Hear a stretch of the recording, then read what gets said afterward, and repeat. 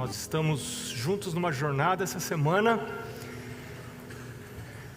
tomando novos propósitos, fazendo novos propósitos, novas resoluções, votos tomados pela fé, na força do Senhor, não na nossa própria força. Você pode fazer votos, você pode dizer: Senhor, eu sou fraco, eu sou débil, e o Senhor diz que você se apodere da minha força e faça paz comigo. Sim, que faça paz comigo. E esse é o segredo da vitória na vida cristã, é nós tomarmos tempo para nos apoderarmos da força do Senhor.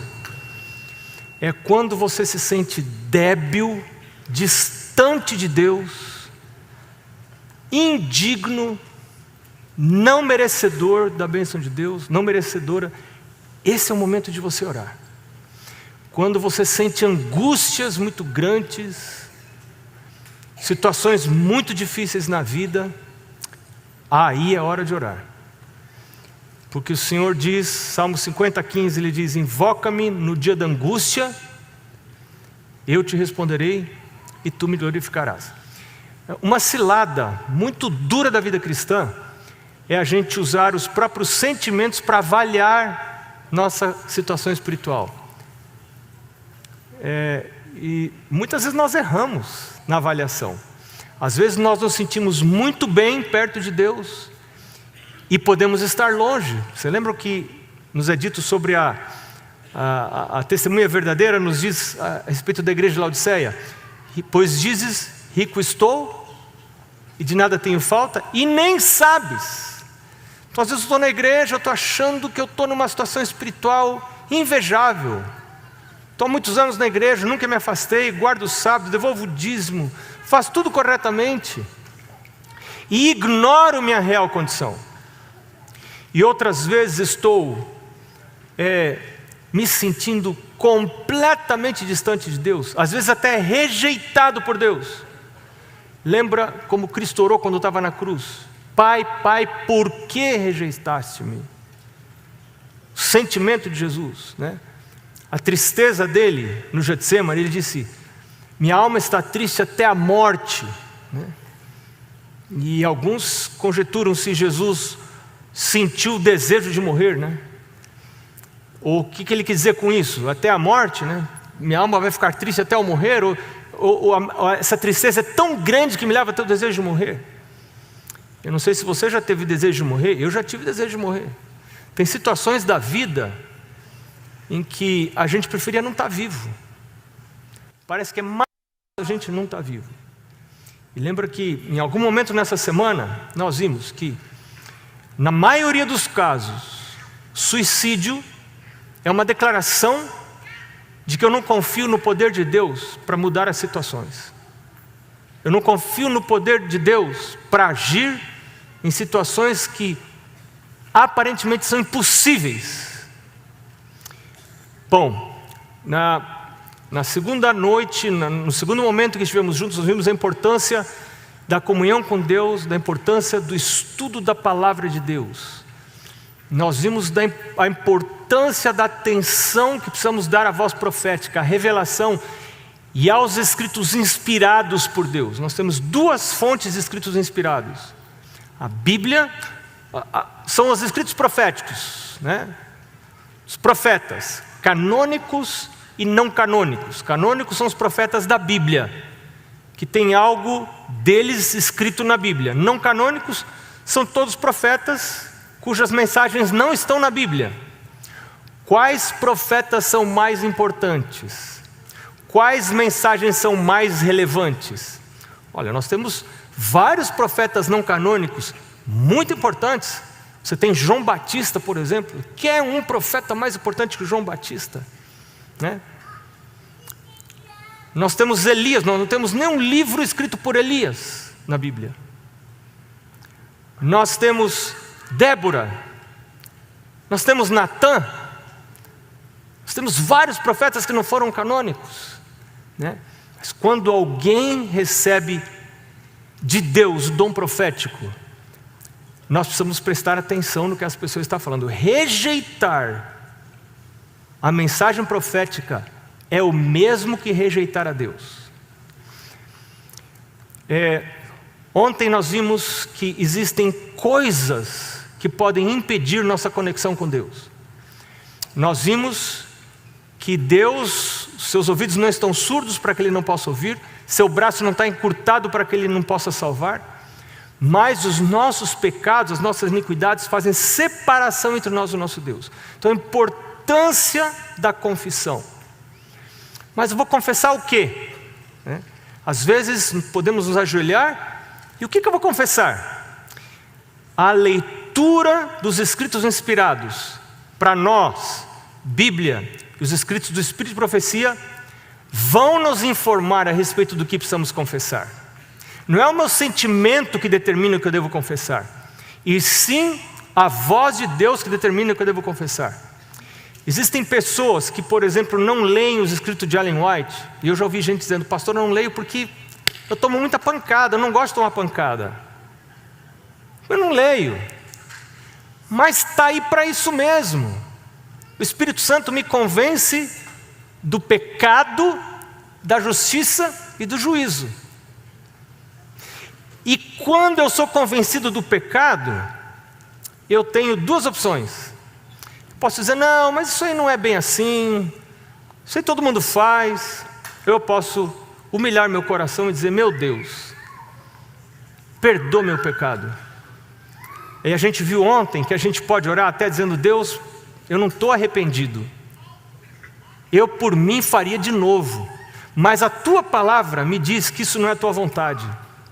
Então, e eu posso orar como Davi: cria em mim, ó Deus, um coração puro, renova em mim um espírito reto. Oh meu Deus, e Deus diz o quê? Eu vou tirar de você o coração de pedra, e eu vou pôr você um coração de carne. Eu vou pôr dentro de você o meu espírito, e eu vou fazer com que você ande nos meus estatutos e observe os meus estatutos. A guarda dos mandamentos é uma obra de Deus.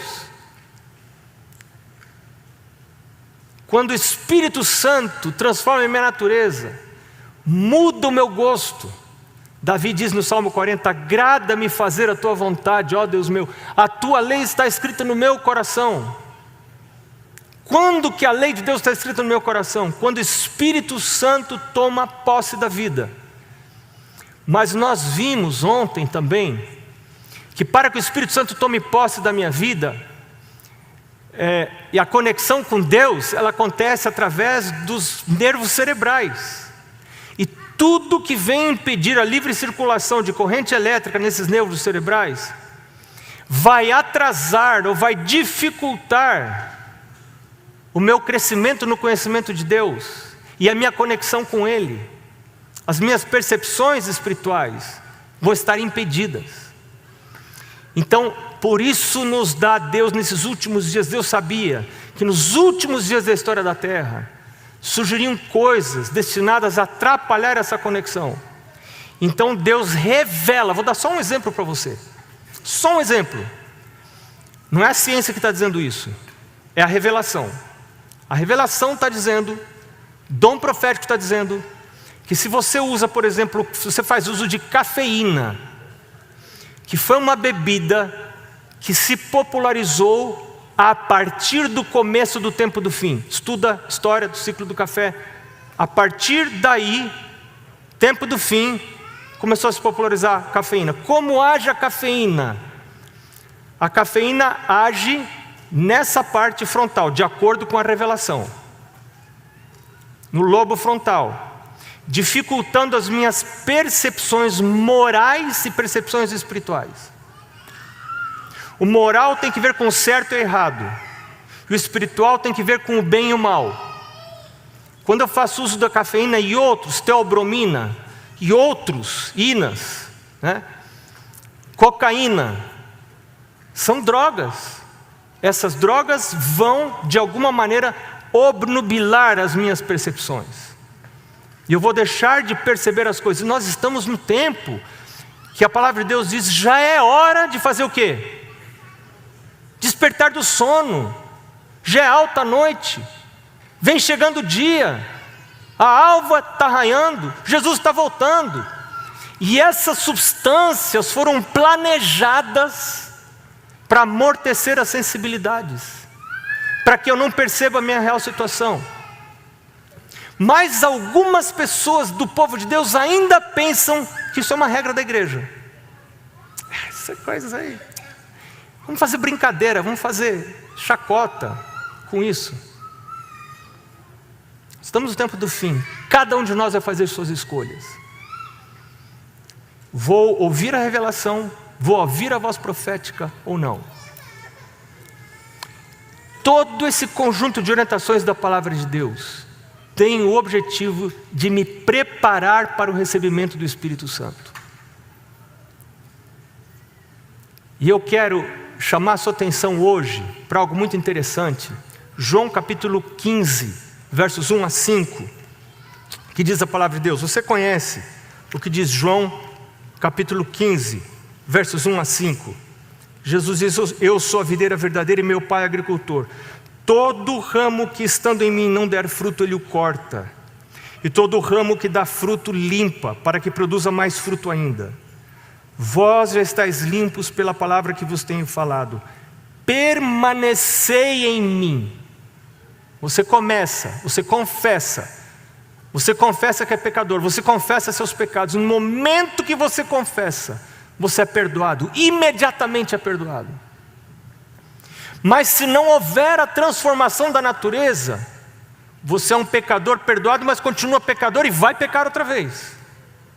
Então Jesus está dizendo aqui: permaneça em mim, ligado, como o ramo está ligado na seiva. O ramo está ligado no tronco, para poder absorver a seiva. Permanecei em mim e eu permanecerei em vós. Como que a gente permanece? Começa com o permanecer formal. Primeira hora da manhã, você já fez propósitos do horário de acordar. Essa é a maior luta da sua vida. Não tem luta maior que essa. Tem gente que pensa que a luta é para não comer isso, não tomar aquilo, não olhar para aquilo, não fazer aquele outro, não adulterar, não roubar, não matar. Essa não é a luta maior. A luta maior é para pôr Deus em primeiro lugar. E se você põe a Deus em primeiro lugar, todos os dias, você está desenvolvendo o hábito de ir à presença de Deus, de andar com Ele. Enoque andava com Deus. Como é que Enoque andava com Deus? A gente não tem todos os detalhes de como Enoque andava com Deus, mas certamente ele tinha um momento formal. Você não pode ter uma vida espiritual saudável feita de informalidade apenas. Não, enquanto eu estou caminhando por aí eu falo com Deus, no trânsito estou indo para o caminho eu falo com Deus. Mas você tem seu momento de devoção pessoal em casa? Não, eu não tenho tempo, eu saio, vou fazendo culto no carro, e a gente vai indo assim, no trânsito, quando para o sinal eu faço minha oração, e eu vou, não, tem que fazer isso, mas você precisa ter o momento formal na presença do Senhor, e depois sai para o dia e anda com Ele. O que você vai fazer nesse momento formal, de manhã cedo? Você vai ter o seu momento de oração. Alguns me falaram: pastor, já escutei lá a sugestão de oração dos 7 minutos, né? Hoje alguém me falou: pastor, eu escutei a oração dos 7 minutos, orei 19. Não, mas não era só 7. Brincadeira, né? É uma estrutura de 7 passos para oração. Se você não ouviu ainda, sugiro você que ouça. Depois você vai ler a sua Bíblia. Como ler a Bíblia? No meu podcast eu quero sugerir para você ouvir episódios número 1 e 2. Episódios número 1 e 2 é como ler a Bíblia e como desenvolver o hábito de ir à presença de Deus. Como que a gente desenvolve hábitos? Isso é um conhecimento importantíssimo da vida. Como desenvolver hábitos. E o primeiro hábito mais importante a ser desenvolvido é o hábito de ir à presença do Senhor. Permanecer em mim e eu permanecer em vós. E eu me esqueci ainda de falar do culto da família. Tem a comunhão individual, tem a comunhão familiar e a comunhão coletiva, que é o ir à igreja.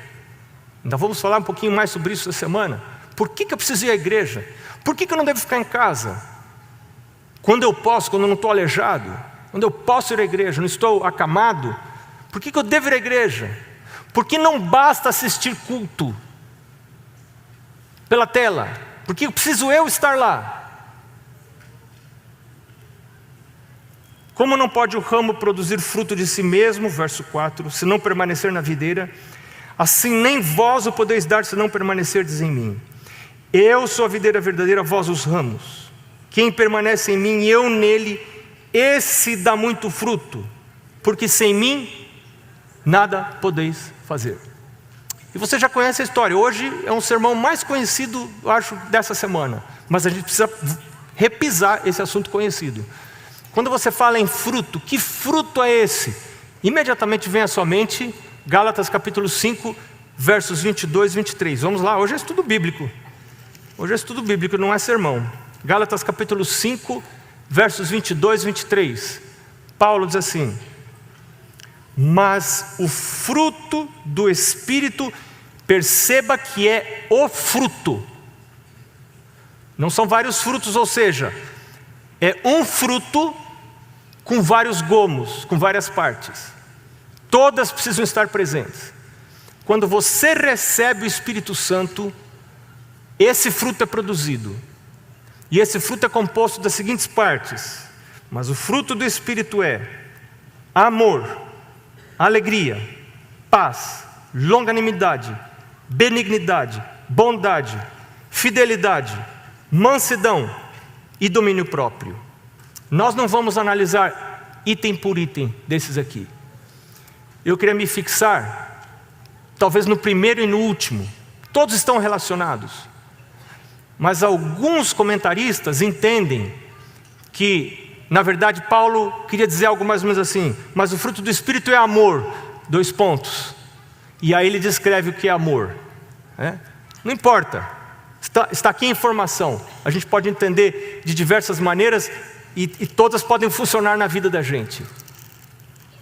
Mas Paulo está dizendo que quando o Espírito Santo é derramado, e quando o meu corpo é possuído pelo Espírito Santo, minha mente é possuída pelo Espírito Santo, eu devo esperar encontrar esse fruto na minha vida, o fruto do amor.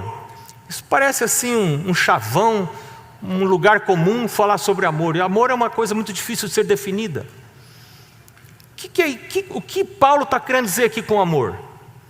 Aí nós vamos para João, antes de a gente ir para a definição do amor, João capítulo 13, versos 34 e 35. João capítulo 13, versos 34 e 35. Jesus diz assim, aqui é Jesus: um novo mandamento vos dou,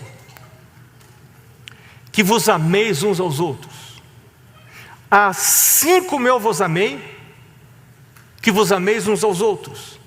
Nisto conhecerão que sois meus discípulos, se tiverdes amor uns aos outros. Qual é o contexto disso aqui que Jesus está falando? O contexto é a Santa Ceia. O contexto é o lava-pés. Jesus lava os pés dos discípulos. Nós vamos ter lava-pés na sexta-feira. Jesus lava os pés dos discípulos e diz: um novo mandamento vos dou, que vos ameis uns aos outros, assim como eu vos amei. Olha como eu amei. Amor implica em humilhação. Amor implica em lavar os pés. Amor implica no que viria na vida de Jesus: crucifixão. A crucifixão do eu.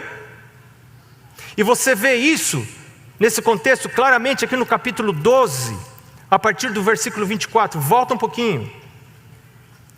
E você vê Jesus dizendo: implica morrer para o eu. Paulo diz: estou crucificado com Cristo, vivo não mais eu, mas Cristo vive em mim. Quem não morreu não consegue amar. Porque o ser humano nascido naturalmente em pecado, que não foi nascido do Espírito, é impossibilitado de amar. Capítulo 12, verso 25, verso 24 diz: em verdade vos digo, disse Jesus, se o grão de trigo caindo na terra não morrer, fica ele só, mas se morrer, produz muito fruto. Por que a gente sofre nos relacionamentos? Por que existem divórcios? Por que a gente se sente magoado? Por que nós nos sentimos ofendidos? Porque estamos vivos. Se tivéssemos morrido, não nos ofendíamos, não nos magoávamos. Morto não se ofende. Você pode ir no funeral, não recomendo, mas você pode. Você pode ir no funeral, parar ao lado do caixão e xingar o morto.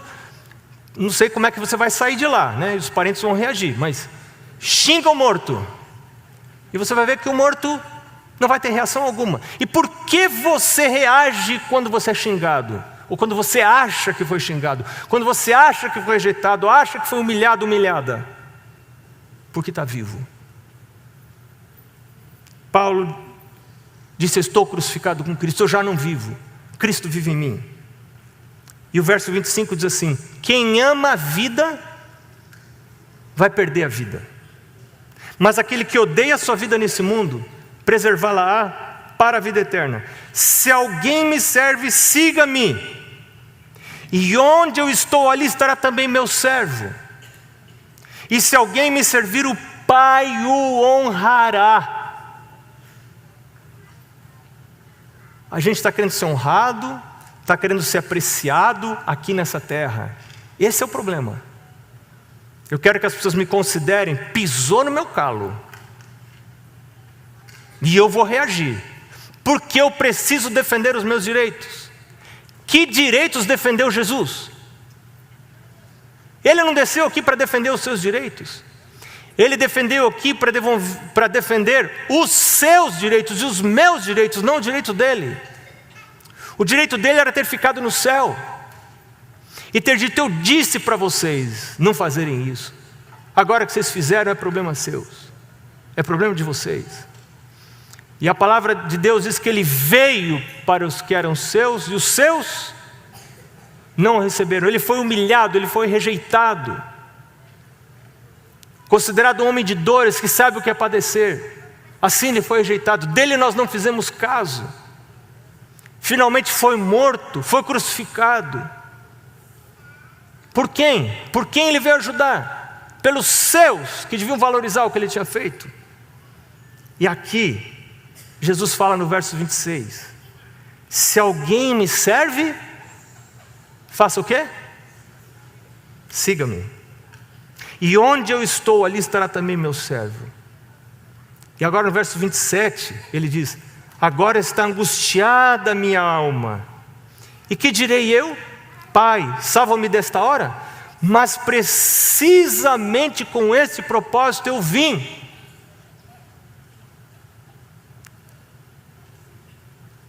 A gente, para entender o que é amor, a gente precisa estudar a vida de Cristo. A gente precisa estudar Isaías 53 para ver o que padeceu Jesus. E parar de ficar olhando para Hollywood como critério, como modelo de amor. Esse romantismo, esse amor romântico que acontece só nas telinhas, mas não acontece na vida real. A vida real é diferente. Na vida real, amor sempre vai produzir dor. De alguma maneira ou de outra. Amor sempre vai requerer negação do eu. Amor sempre vai requerer sacrifício. E lembra que Jesus falou: amor é um mandamento. Um novo mandamento vos dou: que vos ameis uns aos outros, assim como eu vos amei. Mas é um mandamento impossível, a não ser que aconteça algo na minha vida. E eu quero convidar você a ler comigo 1ª Epístola de João, capítulo 3. Está lá pertinho do Apocalipse, um pouquinho antes do Apocalipse.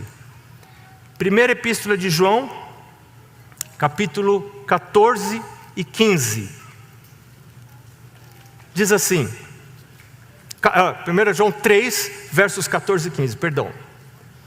Verso 14, João diz algo muito interessante. Nós sabemos que passamos da morte para a vida, se amamos os irmãos. Aquele que não ama, permanece na morte. Você já viu gente que fala assim: não vou ficar nessa igreja mais. Por que você não vai ficar nessa igreja? Ah, pastor, não dá para aguentar as pessoas lá. É verdade, você tem razão, não dá para aguentar. Onde tem gente não dá para aguentar. Esses dias eu fui na floricultura, um pouquinho antes de vir para cá, fui na floricultura e tinha uma frase assim escrita: amo mais as plantas do que as pessoas. Falei, parabéns, se abrace nas plantas. Amo mais as plantas do que as pessoas. Ser humano egoísta, pensando em si. Ellen White diz que se a gente pudesse resumir a iniquidade em uma só palavra, eu estou falando nas minhas palavras, né? Ela diz de outra maneira, essa palavra seria egoísmo, né? O que ela diz, egoísmo é a essência da depravação. Se pudesse resumir a depravação do mundo em uma só palavra, é egoísmo. Em outro lugar ela diz que o oposto do amor é egoísmo. Não é ódio como muita gente pensa. O oposto do amor é egoísmo. E aí a gente consegue entender um pouquinho melhor o que é amor. Se o oposto do amor é egoísmo, a gente sabe o que é egoísmo. Mais fácil definir o que é egoísmo do que amor. Egoísmo é o pensar em mim, meus direitos, no meu prazer, nas minhas preferências, nas minhas escolhas, defender os meus direitos, eu, comigo. Isso se reflete até na vida sexual. As pessoas preferem praticar a masturbação do que se envolver com outro ser humano por toda a vida. Isso é muito difícil. Requer morte viver com alguém por toda a vida. Morte do eu. Requer receber o Espírito Santo. E eu não quero receber o Espírito Santo. Eu prefiro amar as plantas. Eu prefiro ter um cachorrinho que eu não devo fazer isso, mas eu chuto o cachorro para o lado, daqui a pouco ele está de novo abanando o rabo do meu lado. Por isso nós estamos na geração pet. É muito mais fácil ter um pet, um cachorro na minha casa, do que ter uma esposa, do que ter filhos, do que ter sogra, ter irmão, irmã, cunhado, cunhada, vizinho, irmão da igreja. Complicado. E Deus nos permite ter essas relações difíceis, para que eu leia isso que está na Bíblia. Nós sabemos que passamos da morte para a vida porque amamos os irmãos. Quem ama não fala mal. Quem ama não faz fofoca. Quem ama não conta as verdades. Não, mas é verdade. Não. Quem ama não conta. Quem ama não faz isso. Mas esse amor não vem por uma escolha apenas. Esse mandamento de Jesus, o novo mandamento vos dou que vos ameis, esse mandamento é um mandamento que revela a impossibilidade do seu cumprimento. E me leva a buscar o derramamento do Espírito Santo, porque o fruto do Espírito é amor. Então, se eu estou num casamento à beira do divórcio, a regra geral, existem casos e casos. O problema é que eu sempre penso que o meu caso é aquele caso, né? Mas a regra geral é, em vez de trocar de pessoa, troca de coração. Meu Deus, cria em mim um coração puro.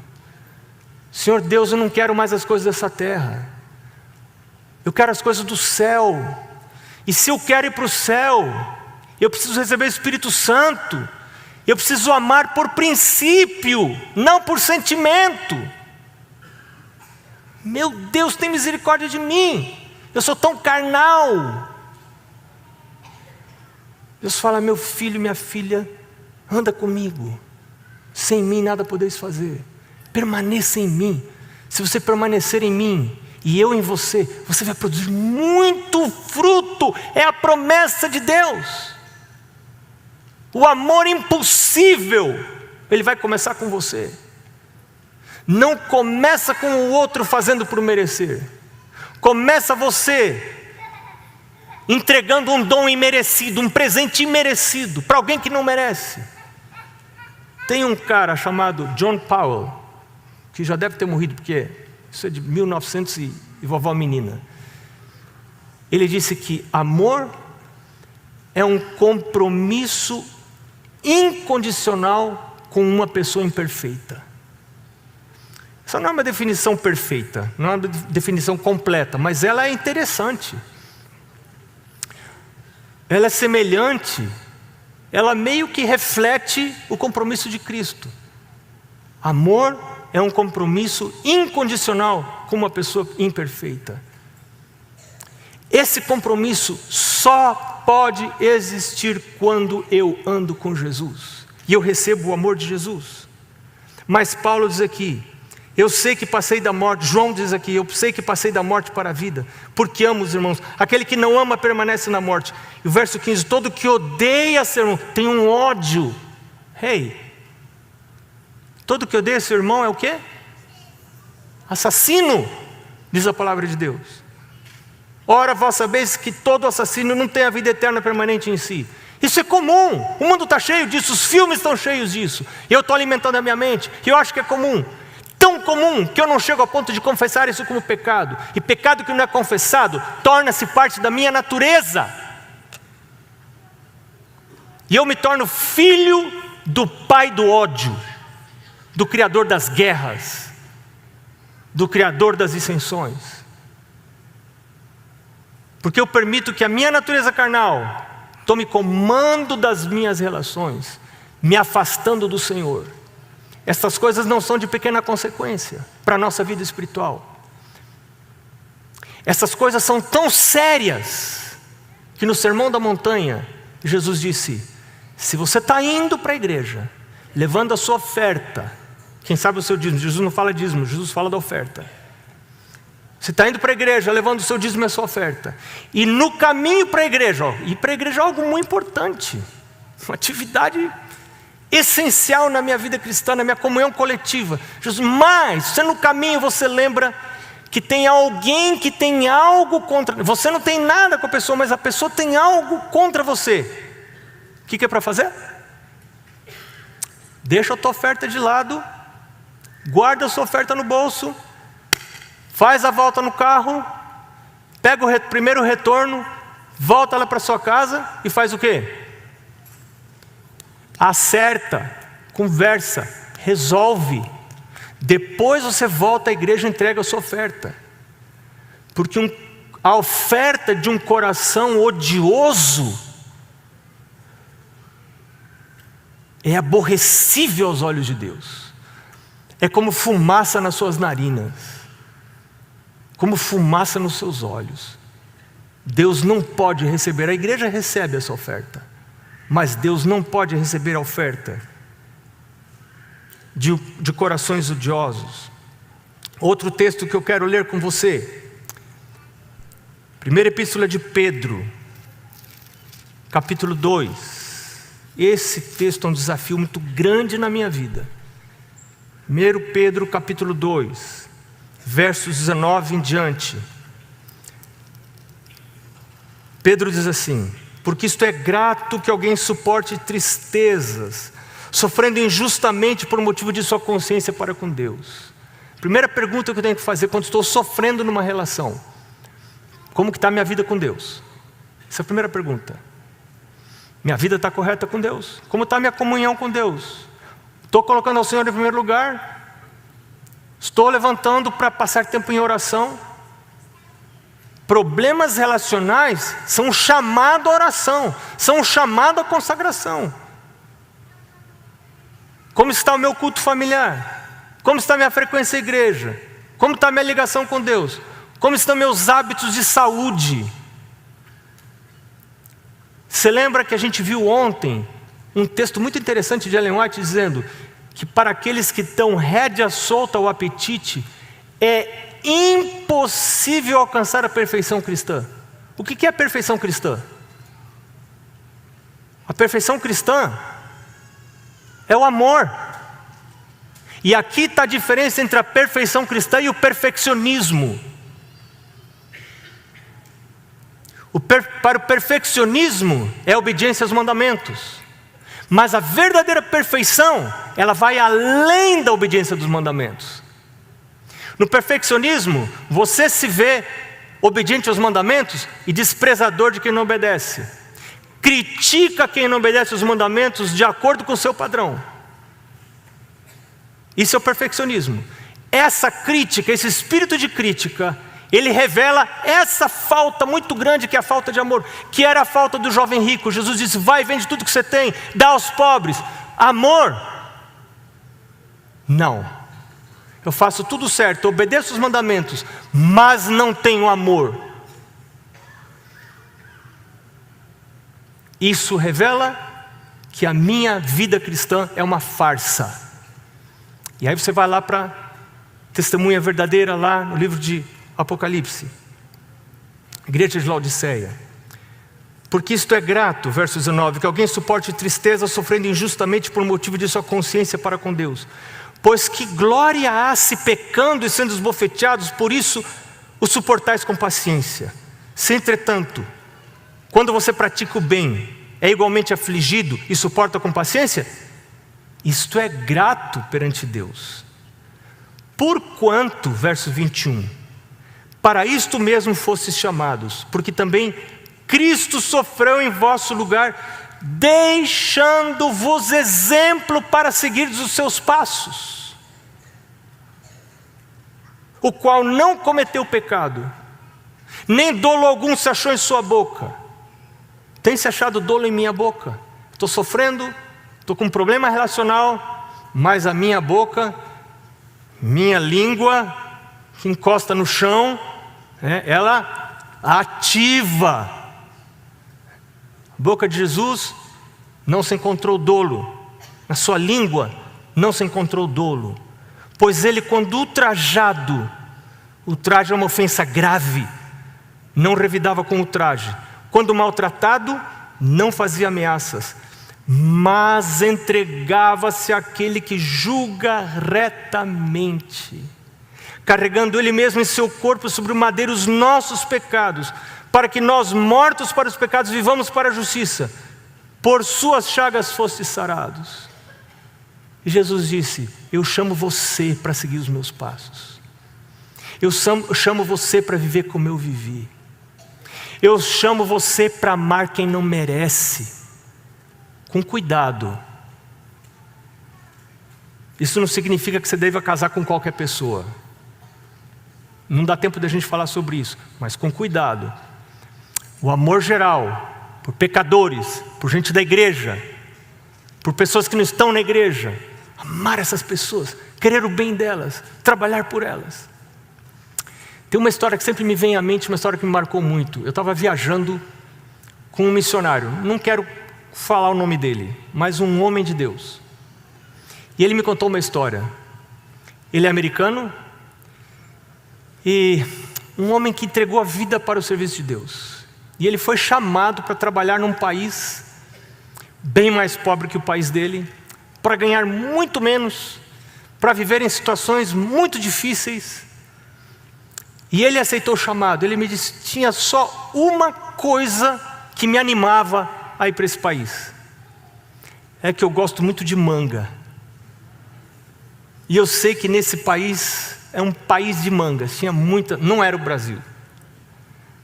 Tinha muita manga. Ele falou: eu fiquei sonhando, e a nossa família começamos a falar em manga para esquecer de todas as desvantagens, ia ganhar muito menos, etc, etc, etc. Vamos pensar nas mangas. Eles começaram a sonhar com as mangas. Foram lá para ser missionários, para falar do Senhor para as pessoas. Quando eles chegaram lá, a casa do missionário tinha uma enorme mangueira no quintal. Foi o júbilo da família, né? Todo mundo se alegrou. E eles começaram a acompanhar as estações. Quando chegou o momento da florada da mangueira, e tiraram fotos e ficaram ali perto da árvore. E daqui a pouco começaram a pendurar as bolinhas, e as mangas foram crescendo, as mangas verdes crescendo. E um dia, Eles se acordaram e foram olhar para a mangueira. Não tinha mais uma manga na mangueira. Os vizinhos, adventistas, foram na sua mangueira e apanharam, porque naquele país se come manga verde. Apanharam todas as mangas verdes para comer salada. Ele falou para mim: eu passei 5 anos naquele país. Em 5 anos eu nunca comi uma manga da minha mangueira. E eu fiquei pensando, em algum momento, ele teve que decidir o porquê que ele estava ali. Ele estava ali para comer manga? Ou ele estava ali para partilhar, para refletir Jesus? Por que você está onde você está? Você está aí para comer manga? Ou você está para refletir Jesus? Agora, você já pensou em um missionário? Missionários vão para serem comidos por canibais, vão para morrer, para servir Jesus, para dar vida por Jesus. Agora chama os vizinhos e diz: quem pegou minhas mangas? Quem que vai pregar depois? Quem que vai ouvir sua pregação depois disso? Não. Eles entregaram as mangas para Jesus. Jesus, as mangas são tuas. A nossa vida está nas tuas mãos. Eu quero pensar em coisas superiores. Jesus está voltando. É hora de pensar em coisas superiores. Essa noite, Deus está chamando pessoas aqui para perdoar. Deus está chamando pessoas para amar. Amor é uma decisão da vontade informada pelo Espírito Santo. Quando a palavra de Deus diz que amor é o que Jesus espera de você, e você percebe que não tem condição de amar, você dobra os joelhos e diz, e confessa o pecado de não amar. Confessa o pecado do ódio. Confessa a sua falta de perdão como falta sua. Diz: me perdoa, meu Deus. Cria em mim o coração de Jesus. Jesus ofendido desceu do céu, chegou aqui e foi rejeitado por aqueles que veio salvar. Ele permaneceu, não voltou para a casa do papai. Ele continuou aqui. Amou e amou até o fim. Até a morte e morte de cruz. O que aconteceria com a sua vida se você perdoasse? Se você orasse para amar. Meu Deus, me ajuda a amar. Eu não estou falando de coisas naturais. Eu não estou falando do seu esforço. Eu estou falando de um milagre de Deus na sua vida e na minha vida. Sem mim, nada podeis fazer. Mas tudo posso naquele que fortalece. Paulo diz lá em 1 Coríntios 13: sem amor, sua religião é uma falsidade. Sem amor, sua religião é uma falsidade. Mas esse amor não vem de você. Esse amor não vem do merecimento das outras pessoas. Esse amor vem de cima. E ele precisa ser buscado a cada manhã de joelhos. Você não quer fazer essa oração hoje? Eu quero convidar você a pegar seu cartão de compromisso. Pega seu cartão de compromisso. 2, é o segundo quadrinho agora. A gente está voltando para o segundo quadrinho. Meus relacionamentos. Meu Deus, eu quero amar. Eu sinto que eu preciso perdoar. Preciso amar. Não quero odiar, não quero falar mal. Eu quero amar. Me ajuda, meu Deus. Tem misericórdia de mim. Eu quero orar com você. Enquanto você segura o seu cartão, nós podemos nos colocar em pé e nós vamos orar ao Senhor.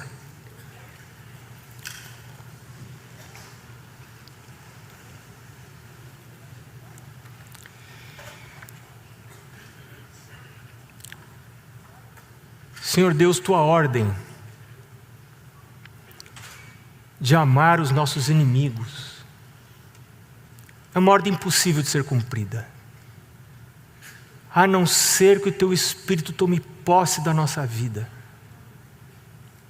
E a promessa da palavra é Tirarei de vocês o coração de pedra e darei para vocês um coração de carne. Eu vou fazer com que vocês andem nos meus mandamentos, nos meus estatutos e os cumpram. Senhor, nós estamos precisando deste milagre. Nós queremos ser cristãos genuínos, mas isto é impossível para a pessoa natural. É só possível para aqueles que recebem o derramamento do Espírito Santo. Nós estamos aqui pedindo por esse milagre e vamos permanecer pedindo, conectados com o Senhor a cada manhã. Amanhã é um novo dia, vai começar, queremos começar na sua presença. Senhor, existem pessoas aqui que precisam perdoar. Não porque outra pessoa mereça. Foi assim que o Senhor nos perdoou. A gente não merecia, mas o Senhor veio e morreu. E agora o Senhor nos está chamando para que sigamos os seus passos. Ajuda, Senhor, isso que é impossível de ser feito. Dá perdão, Senhor. Dá amor onde ele já não mais existe. Nos ensina a buscar de cima. Nós pedimos isto em nome de Jesus. Amém.